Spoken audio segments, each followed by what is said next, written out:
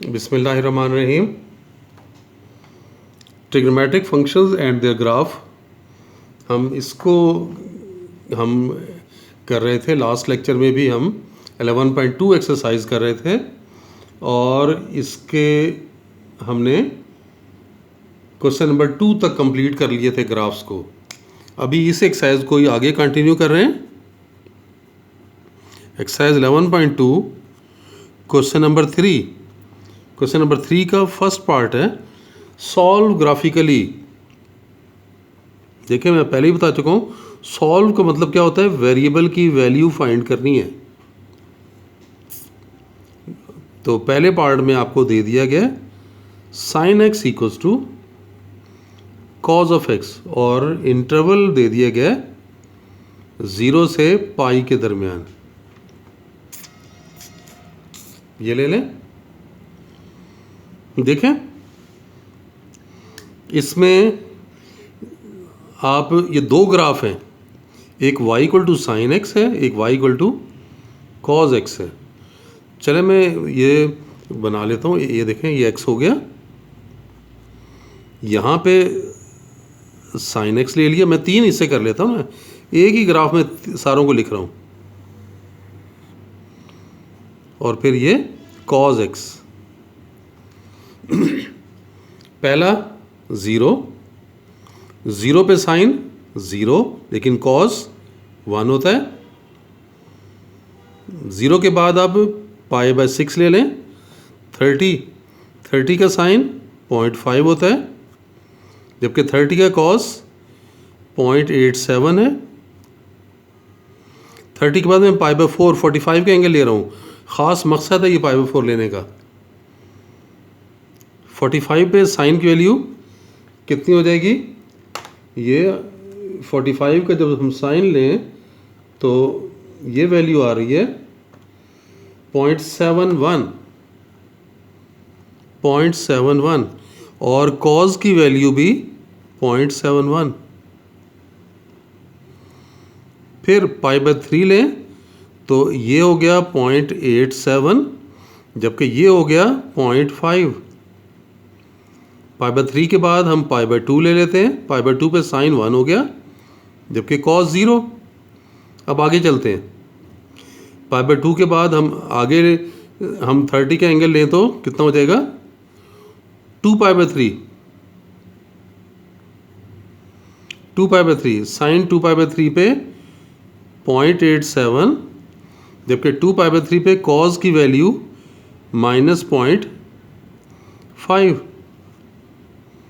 2 pi by 3 के बाद 45 का एंगल ले रहे हैं यहाँ पे, यानी 3 पाई बाय 4। 3 पाई बाय 4 पे ये 0.71 और ये -0.71।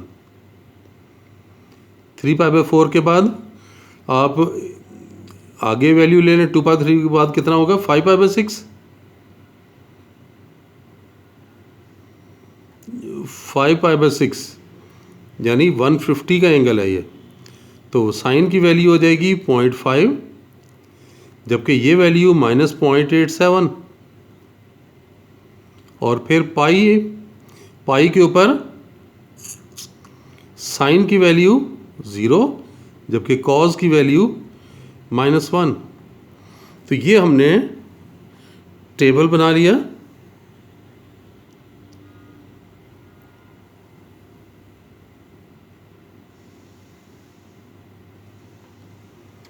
अब आप देखें इस टेबल में कि आपको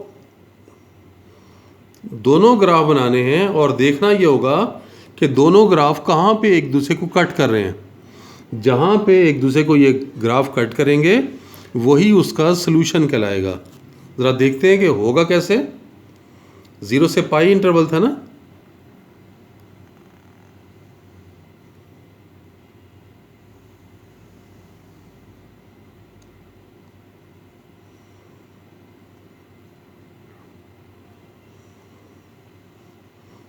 ये ऊपर वैल्यू आपने +1 ले ली और ये नीचे -1।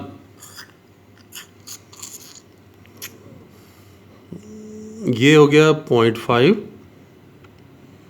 ये हो गया -0.5 यहाँ पर ये कितना है 0.75, इधर पर ये इसका हाफ लेंगे तो -0.75, क्योंकि 0.71 के करीब भी चाहिए होगा ना। अब इसे बनाना शुरू करें। देखें, पहला साइन का, मैं पहले साइन का ग्राफ बना रहा हूँ, ये वाला x 0 पे ये 0, देखें ये पॉइंट आ गया। फिर x π/6, यहाँ पे ये मैं चले पॉइंट से ये ले लूँ, ये पाई एंगल, ये दरमियान में π/2 हो गया। ये हमने दरमियान में 2 पॉइंट ले लिए, यहाँ पर भी ये दरमियान में 2 पॉइंट लिए। ये बना π/6, ये बना π/3, ये बना 2π/3, ये बना 5π/6, और इन दो के दरमियान में 2π/3 के ये कितना है 3π/4, और इन दो के दरमियान में π/4, ये वैल्यूज़ ली जी। अब आप देखें 0 पर तो 1 था, x 0 पे 0, π/6 पे 0.5। देखें π/6 पे मैं ये 0.5 बनाने लगा हूँ ग्राफ को, तो ये π/6 और 0.5,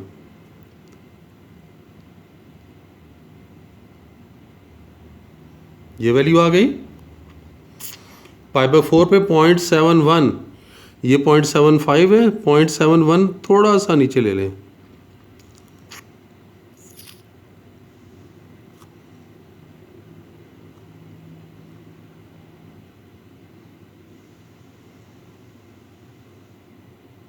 ये आ गया। फिर π/3 पे 0.87, ये 0.87 1 से थोड़ा सा नीचे,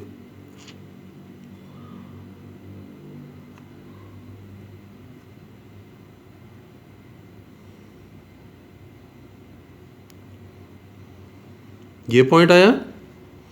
फिर π/2 पे 1 है, तो ये π/2 ले लें, और π/2 पे 1 लेना आपने।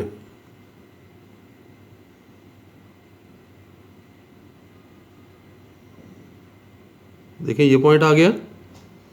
π/2 पे 2π/3 पे 0.87, ये डाउनवर्ड आएगा,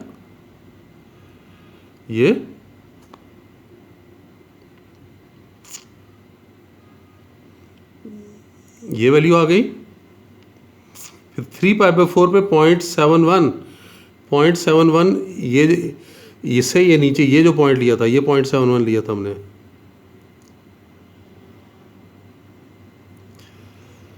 ये ले लिया हमने, ये बना। उसके बाद आप देखें 5π/6 पे 0.5,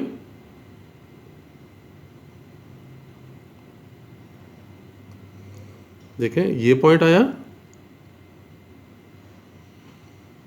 फिर पाई पर ये वैल्यू 0 आ गई। अब इनको पॉइंट्स को आपस में मिला लें ताकि आपके पास ये एक ग्राफ आ जाए। मैं ये देखें, ये कलर्ड पेन इस्तेमाल कर रहा हूँ ताकि ये आपको ये क्लियर हो कि ये ग्राफ ये कैसा बन रहा है।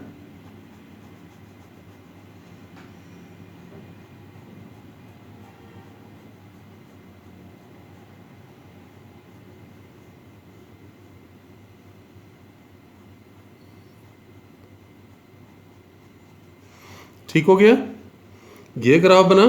अब हम कॉज का ग्राफ बनाने लगे हैं इसी स्केल पे। कॉज का 0 पर 1 था, 0 पर 1 था मतलब ये पॉइंट आ गया ये। फिर π/6 पे 0.87, 0.87 π/6 पे था, ये देखें ये वाली लाइन, ये पॉइंट आ गया। फिर π/4 पे 0.71, ये 0.7 ये पॉइंट। फिर π/3 पे 0.5, तो ये π/3 पे ये वाला पॉइंट। उसके बाद π/2 पे 0, ये पॉइंट आ गया। फिर 2π/3 पे -0.5 डाउनवर्ड आएगा। 2π/3 पे देखें ये माइनस पे,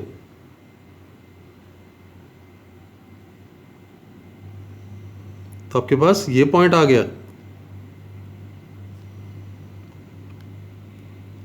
फिर 5π/6 पे, ये 3π/4 पे -0.71, तो ये थोड़ा सा इससे नीचे।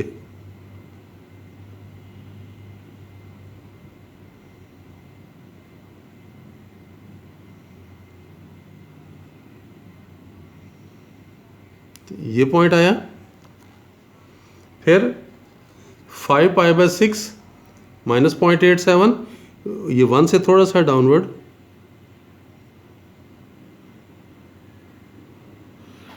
ये 5π/6 पे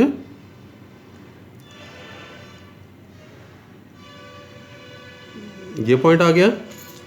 फिर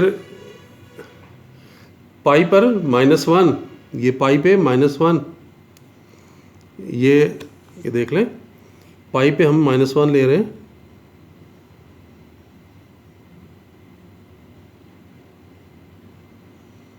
ये पॉइंट आ गया। अब इन पॉइंट्स को मिला लें तो देखें आपके पास क्या शेप बन रही है।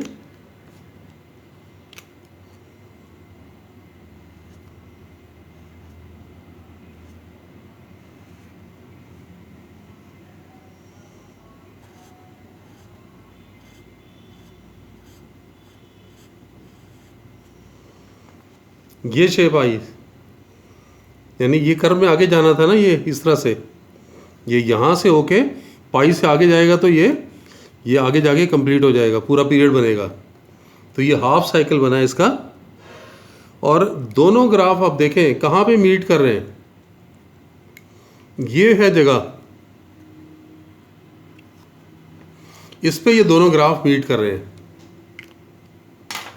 तो ये बात हम यहाँ लिखेंगे, the two graphs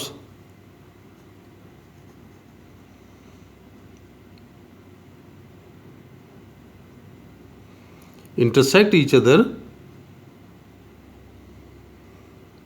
at, ये कौन सी जगह है, ये देखें कितना था, π/4 एट x इक्वल्स टू π/4, कि ये π/4 में मीट किया। और यही इस 0 से पाई इंटरवल में वाहिद ये पॉइंट है जहाँ पे ये मीट कर रहे हैं, इसके अलावा कहीं पे एक दूसरे को कट नहीं कर रहे। सो